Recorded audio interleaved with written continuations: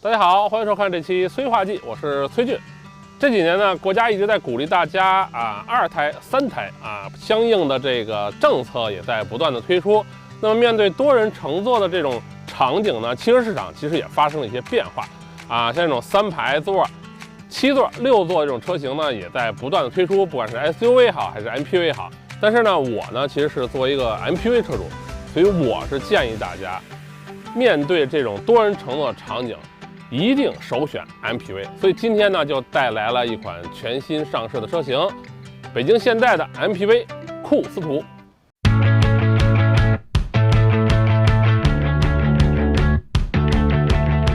先说一下这台车的这个定位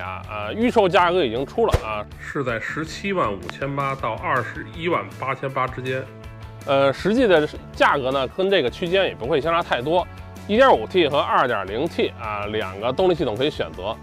如果说这台车你不太清楚它的定位，那么呢，我大概先给你分析一下现在目前推出的新上市的几款 MPV， 包括酷斯图，包括起亚嘉华，还有包括丰田的塞纳。那么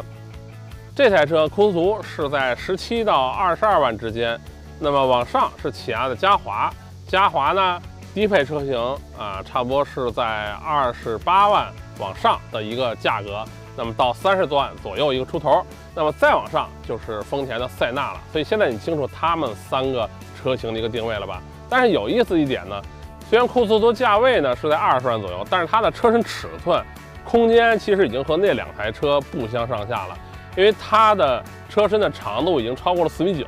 但是它的轴距也超过了3米，所以说它是一款中大型的 MPV 了。但是这个价格确实是压的比较低的，所以这也是现代对这款车的一个比较有诚意的一点。这样你就清楚了这台车的一个定位了吧？其实论尺寸上来讲的话，它整个比奥德赛还要再大上一圈。好了，这就是这台车的一些渊源。那么还有一点要说明的是，这台车其实你看外形的话，其实和现代的最新的流行设计语言是完全是相辅相成的，因为整个前脸其实非常像现在现代的这种 SUV 的车型比如新途胜它也是这种非常漂亮的这种盾形的前脸。那么包括这个隐藏式的3个 LED 的日间行车灯，这个其实也是 SUV 家族的一个特点。其实确实这台车的平台或者它的姊妹车的话，确实是和途胜呢是有一些渊源的。但是这个不用担心这个 SUV 平台去转化成 MPV 平台，这个所有的人都是这么做的包括这个你们熟悉的奥德赛和这个 CR-V 包括丰田的塞纳和这个汉兰达都是这样的一些渊源的关系。因为它毕竟是在一个中大型车的平台，这个其实是对车辆的这个舒适性还有空间方面其实是没有什么影响的。所以这就是整个这台车非常漂亮的营造了一个不错的一个前脸的一个造型，而且它这个前部的镀铬的格栅上面也有这个酷斯图的这个英文的这个标识。其实这台车的重点，我觉得其实就是在侧面，我们到侧面去看一看。侧面呢，其实就是典型的中大型 MPV 的造型了而且有一些设计的小亮点，包括这个车门把手上面，有非常漂亮的这个立体的这个镀铬的饰条，这个也非常的漂亮的。而且最重要的是呢，电动的侧滑门双侧都是电动侧滑门，这才是 MPV 的灵魂没有侧滑门的 MPV 不叫 MPV 这是非常方便的，而且它的开口非常的大。上下车也是非常的方便的，而且它上车的地台的高度也非常低的，并没有因为它跟 SUV 有什么样的渊源而让你上下车受到影响。我们这台车呢，其实是一个深色的车型，所以它的下部呢其实是有一个黑色的一个类似于防擦条的一个装饰，还有包括轮眉也是黑色的。那么如果是白色的车呢，这个轮眉的部分其实是和车身同色的，有点像是一个跨界车的一个造型。尾部包括这个侧面3个车窗的面积非常的宽大，这个就保证了车内成员有一个非常不错的一个采光的空间，车内向外看的时候视野也会非常的好，这一点设计的还是非常的通透的。尾部呢就是非常典型的现代的这个车型的设计了，包括这个贯穿式的尾灯，还有非常漂亮的这种，有点像回形标式的这个尾灯灯组，夜间效果还是不错的。MPV 车型呢，这个空间一定是它的优势，所以我们看一下这个库斯图的这个后排空间，电动的尾门啊，然后打开之后呢，后部就是一个第三排放开的一个状态。第三排升起之后呢，其实后排的这个空间纵深已经没有多少了。这个尺寸车型上面，这个后排的空间呢，基本上就能放一些小件的物品了。但是它下部其实设计了一个不错的一个暗格放一些工具啊，包括2个大的储物箱。第三排毫无疑问可以完全放倒了。放倒之后呢，就是一个完全纯平的状态。这个时候它的这个装载的能力就会变强了，所以这也是现在 MPV 车型的一个现状。在这个尺寸的这个车型上面，要想车内成员有一个大的承重空间，同时又想有这个后排非常好的行李装载能力，那么可能车身的尺寸就要被无限的放大了。这个确实也是鱼和熊掌不能兼得的一项。这台车内部其实是有很多的惊喜的，因为它确实是对于这个车内成员的照顾是非常不错的。我们到车内去看一看。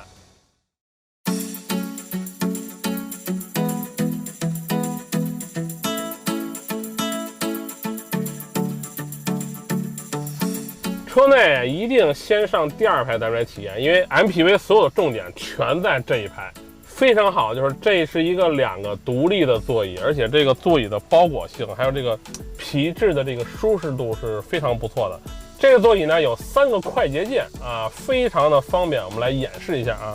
就在你的扶手这个位置，它有一个休闲模式。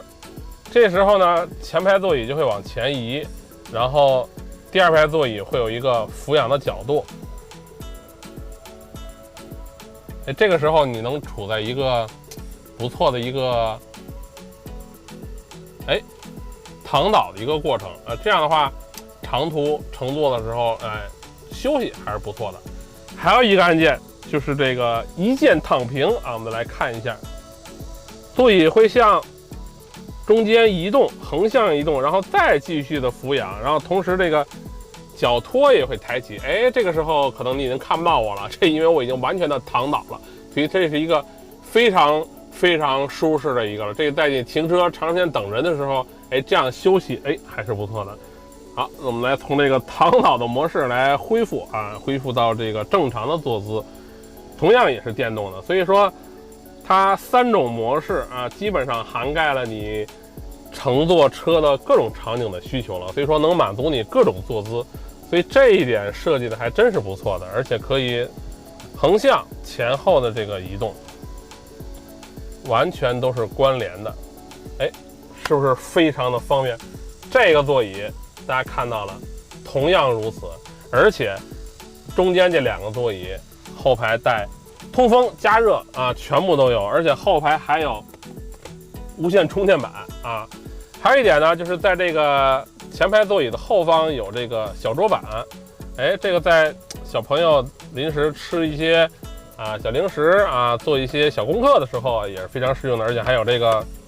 一个小的杯架，可以放这个矿泉水可以放这个矿泉水，但是它这个孔洞有点大，所以这个只能放一个保温杯，或者说去买星巴克所以这个可能如果再小一点，能够实用性会更好但是这个小桌板驾驶过程当中严禁打开非常非常危险的，只能在车辆停止时使用。所以整个的第2排被照顾得非常好这也是 MPV 车型一个重中之重的地方。所以库斯图在这里边下了很大的文章。我觉得即使是和包括嘉华和包括那台神车丰田塞纳相比，这个第2排座椅一点不落下风，尤其是在20万这个级别，要从这个第2排上到第3排，只能从中间通道走。我们来演示一下我的身高是1.75米，所以坐过来，其实还是可以的啊，但是可能身材再魁梧一些的人，可能就会够呛了。现在呢，我已经坐到第3排了。其实作为这个3米轴距的这个车来讲的话，第3排的空间其实大家看已经不错了，因为第2排已经调到了一个正常的一个坐姿的位置，还不错。而且它这个第3排的这个座椅、坐垫也好，靠背也好，非常的舒适啊，不是那种真的完全特别薄的那种临时的座椅，所以说是坐成年人是没有什么问题的，只不过就这个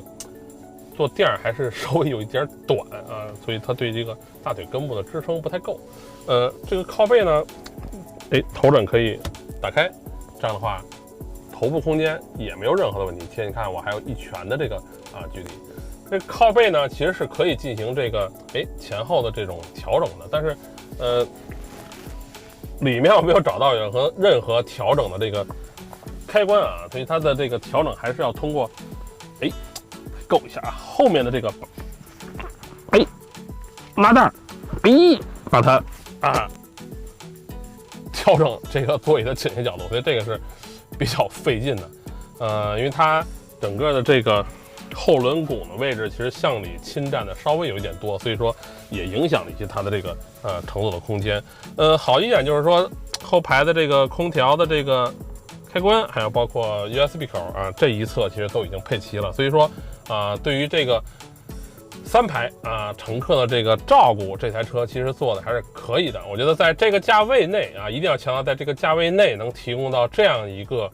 空间的延展，我觉得还是不错了。我们现在回到这个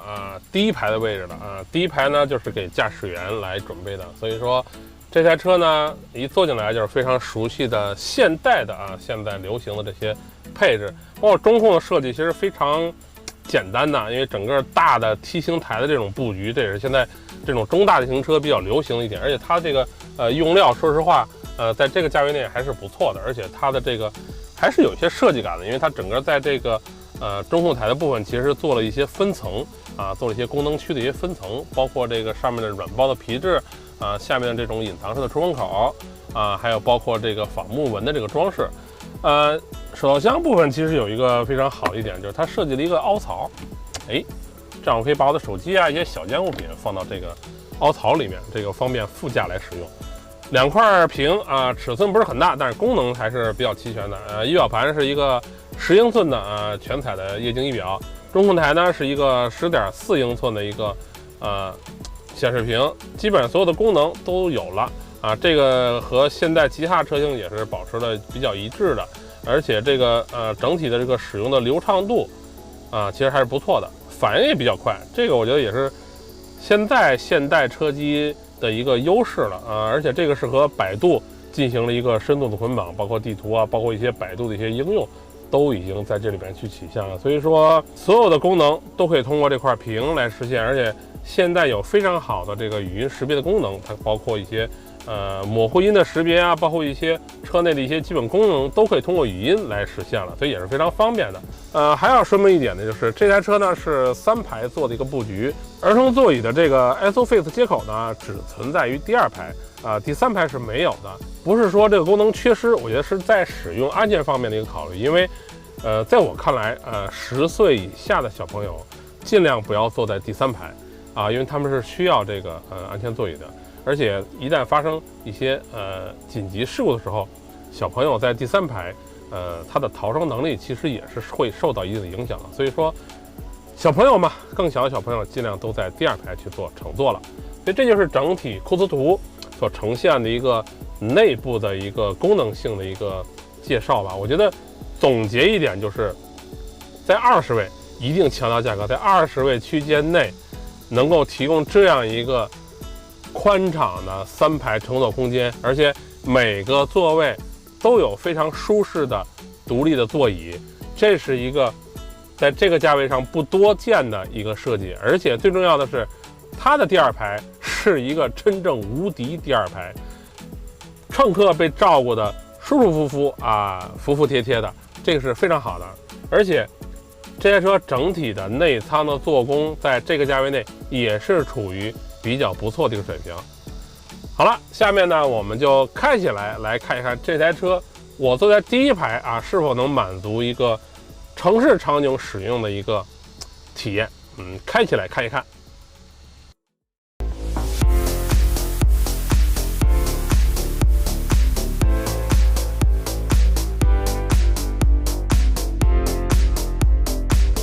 既然是这个多人乘坐的 MPV 车型啊，所以你就不要指望这台车给你一个特别强烈的一个所谓的动感的一个驾驶的体验了，因为4平8稳、舒舒服服才是这类车型一个非常重要的一个诉求。所以